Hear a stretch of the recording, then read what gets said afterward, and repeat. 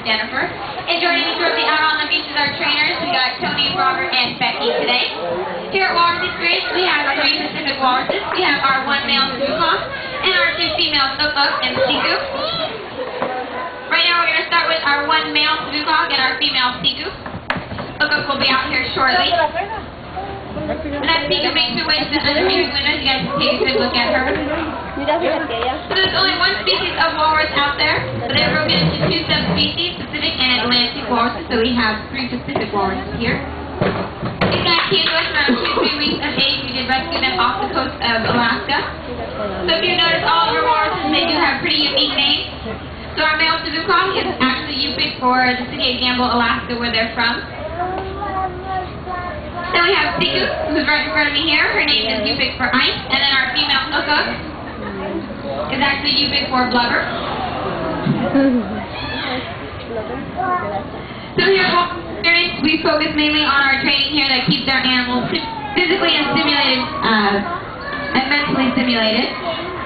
So you can see out here the trainers are working on a couple of behaviors. Right now we got Sukuk out in the middle. He's learning his new shark behavior. So like I said, we focus on our training here. We use what's called operant conditioning, which means we only reinforce positive behavior. So if they do something good that we like, we'll give them something that they like in return, which could be their fish. Ice is also very reinforcing. Even just verbal praise or a pat on the back is good. So the first thing that our walruses learn is what's called a break, or our verbal word okay or a whistle. That just means that at that correct minute of time you did that behavior correctly, and that you will be getting reinforcement shortly after.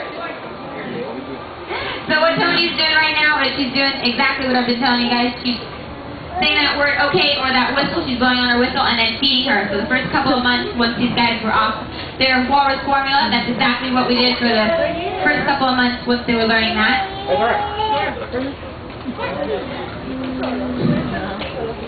So as Siku makes her way up onto the ice, I'm just going to mute myself so you guys can hear and see her trainer. You guys can get a better look at her when she's up on the ice floe.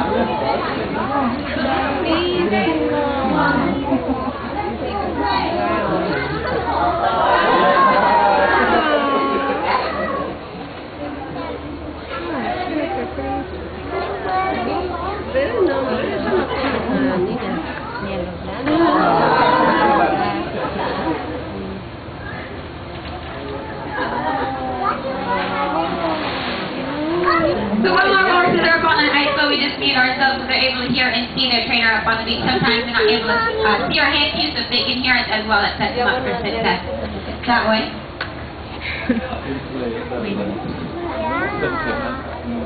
Like I was saying about our training here, once they learn that word okay or our whistle, that bridge, we then move on a target. They know to target their nose to the bottom of our hand or our fist. They know to mirror that. So if we were to move our hand back and forth, they had to follow that with their nose. So once that was established, we then could move into what's called a target pole, which was Becky using that target pole. It's just a long pole with a bead on the end of it, and it acts as the same purpose. So they know to touch their nose to that, and we can start having them target other body parts, either the right or left flipper, and start shaping other behaviors that way.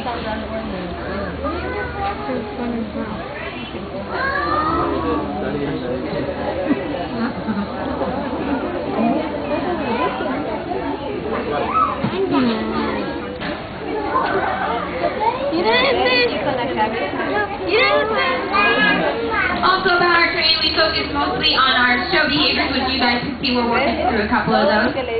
We also focus on our husbandry behaviors. That simply means that they're healthcare behaviors. They're able to participate in the physical exam. So we're very happy with our good staff.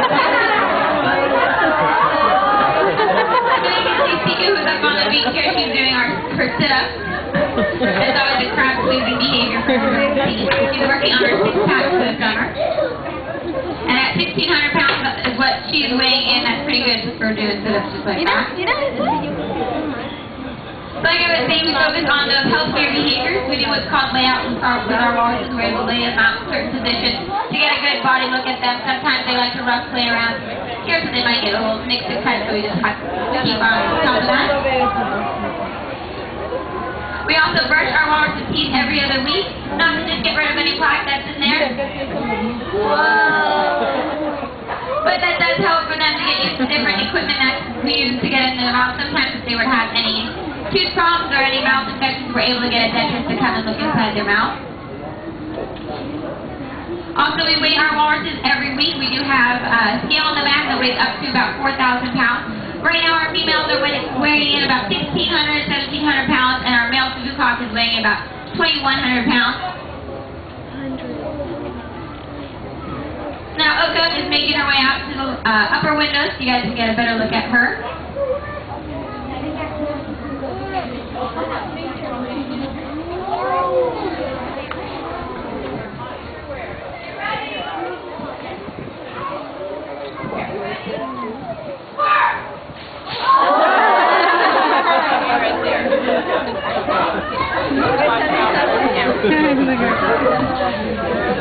Alright, so back to the healthcare behaviors. We also are able to take blood on our animals.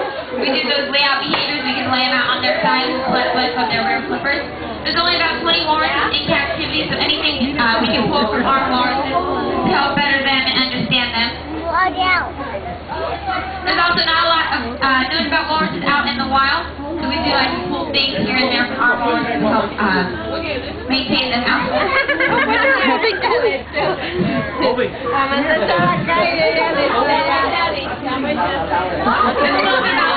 And their characteristic would be their tusk and their whiskers. You can see Tico up here on the beach. She's very talented. She can actually move each individual cheek pad from itself, doing a little whisper dance. They have about 400, 700 of those whiskers on their face. And what they'll do is they'll use those as fingers. They all have their own nerve ending and blood supply to them. So these guys are bottom feeders. So they'll dive about 300 feet to the bottom of the ocean where their clams are. And they'll either use their front flippers and kind of make a wave under the water to uncover the clams, or they'll use those whiskers to get them out and uncover any debris that's on top of them. Acá. No, les cayeron mal aquí. Mira, ¿ves? Echa el agua. Ahí está.